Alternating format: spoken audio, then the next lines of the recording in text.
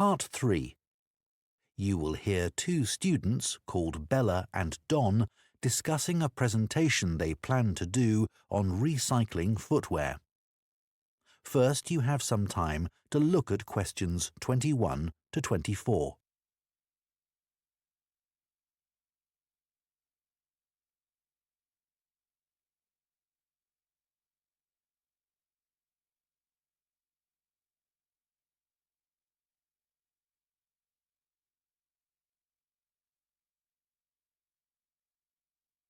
Now listen carefully and answer questions 21 to 24. Hi, Don. Did you get the copy of the article on recycling footwear that I emailed you? Yeah, it's here. I've had a look at it. So, do you think it's a good topic for our presentation? Well, before I started reading it, I thought recycling footwear. Well, although it's quite interesting, perhaps there isn't enough to say about it, because we put shoes in recycling bins. They go to charity shops, and that's about it. But there's much more to it than that. I realise that now, and I'm keen to research the topic more. That's great. One of the things I didn't realise until I read the article was just how many pairs of trainers get recycled. Well, a lot of young people wear them all the time now. They've become more popular than ordinary shoes. I know. I guess they are very hard-wearing. But don't they look a bit casual for school uniform? I don't think they're right for that. Actually, I think some of them look quite smart on pupils. Better than a scruffy old pair of shoes. So, do you keep shoes a long time? Yes, though I do tend to wear my old pairs for doing dirty jobs like cleaning my bike. I must admit, I've recycled some perfectly good shoes that haven't gone out of fashion and still fit, just because they don't look great on me anymore. That's awful, isn't it? I think it's common because there's so much choice. The article did say that recent sales of footwear have increased enormously. That didn't surprise me. No, but then it said that the amount of recycled footwear has fallen.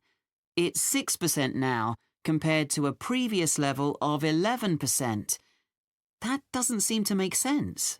That's because not everything goes through the recycling process. Some footwear just isn't good enough to resell for one reason or another and gets rejected.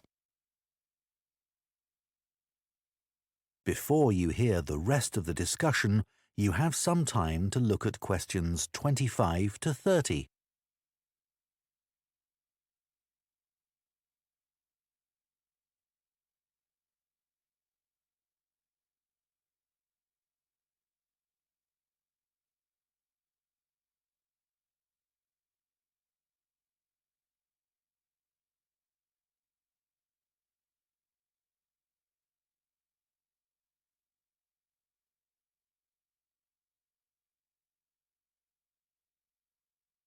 Now listen and answer questions 25 to 30. So, let's find some examples in the article of footwear that was rejected for recycling. OK. I think there are some in the interview with the recycling manager. Yeah, here it is. Let's start with the ladies' high-heeled shoes. What did he say about those? He said they were probably expensive. The material was suede and they were beige in colour. It looked like someone had only worn them once, but in a very wet field, so the heels were too stained with mud and grass to resell them. OK. And the leather ankle boots. What was wrong with them? Apparently, the heels were worn, but that wasn't the problem. One of the shoes was a much lighter shade than the other one. It had obviously been left in the sun. I suppose even second-hand shoes should look the same. Sure. Then there were the red baby shoes. Oh, yes. We're told to tie shoes together when we put them in a recycling bin, but people often don't bother. You'd think it would have been easy to find the other, but it wasn't. That was a shame because they were obviously new. The trainers were interesting. He said they looked like they'd been worn by a marathon runner. Yeah. Weren't they split? Not exactly. One of the soles was so worn under the foot that you could put your finger through it. Well, we could certainly use some of those examples in our presentation to explain why 90% of shoes that people take to recycling centres or bins get thrown into landfill. What did you think about the project his team set up to avoid this by making new shoes out of the good parts of old shoes? It sounded like a good idea. They get so many shoes, they should be able to match parts. I wasn't surprised that it failed, though. I mean, who wants to buy second-hand shoes, really?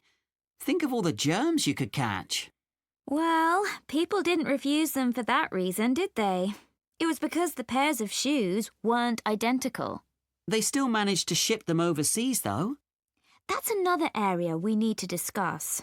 You know, I used to consider this topic just from my own perspective, by thinking about my own recycling behaviour without looking at the bigger picture. So much happens once shoes leave the recycling area. It's not as simple as you first think. And we can show that by taking a very different approach to it. Absolutely. So let's discuss how we're going to split up the present. That is the end of part 3. You now have 30 seconds to check your answers to part 3.